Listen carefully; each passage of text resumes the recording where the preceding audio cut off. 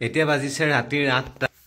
মই এতিয়া যাবলৈ ওলাইছোঁ ঘৰলৈ। একচুৱেলি মই আছিলোঁ ৰুমত আৰু এতিয়া ঘৰলৈ যাবলৈ ওলাইছোঁ। কিয় মানে আজি কামপুৰত বোলে শীতলামাৰ পূজা আছিলে, মানে এটা ঠাইত মানে বাৰ্ষিকভাৱে যে পাতে প্ৰত্যেক বছৰে, আৰু তাতে ধৰি লওক আগতে মই প্ৰতিমা ভাগো আগবঢ়াইছিলোঁ। গতিকে মানে পাৰিলে পৰাপক্ষত মই পাৰিলে তাতে যাওঁৱেই, কিন্তু এতিয়া খবৰ পাইছোঁ, অকণমান আগত খবৰ পাইছোঁ বায়ে ফোন কৰিছে বোলে আজি পূজা, গতিকে মই এতিয়া যাবলৈ ওলাইছোঁ। পাৰিলে পৰিৱেশটো দেখাওঁ আপোনালোকক।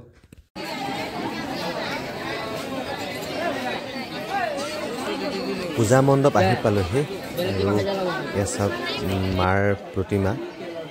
একচুৱেলি মানে ভাল লাগে শীতলা মাৰ প্ৰতিমা। মই এতিয়ালৈকে যিমানবাৰ দেখিছোঁ মানে মাৰ প্ৰতিমা খুব বেছি ধুনীয়া হয়, মানে মুখখনো বৰ মৰম লগা হয়, খুব ভাল পাওঁ। আৰু ইয়াতে ৰাইজে পৰা খিচিৰিৰ কাৰণে মানে লাইন পাতিছে। আৰু কামপুৰত বনাই থকা এইখন অভাৰব্ৰিজখন এইকেইদিনতে মুকলি হ'ব বুলি শুনিছোঁ, গতিকে ৰাতিও পুৰা কাম চলি আছে।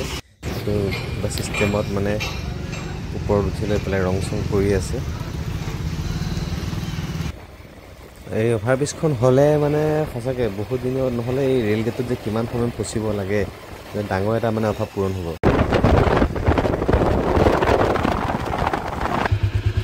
আৰু ঘৰ আহি পাইছোঁ এতিয়া 10টাই বাজো হ'ল আৰু প্ৰায়।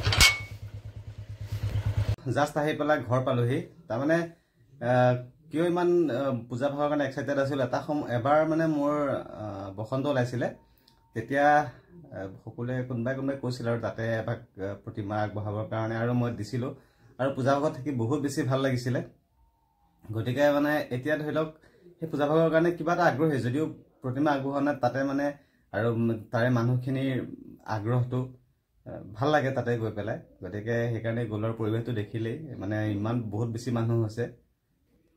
তাৰমানে পূজাৰ দিনটো আজি বুলি গম পাই পেলাই মিছ কৰিবলৈ মন নগ'ল, কিন্তু এনেই ধৰি লওক কেতিয়াবা দুবছৰমান তেনেকৈ গম পোৱা নাছিলোঁ। গতিকে পিছত গৈ হ'লেও মানে সেৱা এটা কৰোঁৱেই তাতে প্ৰত্যেক বছৰে।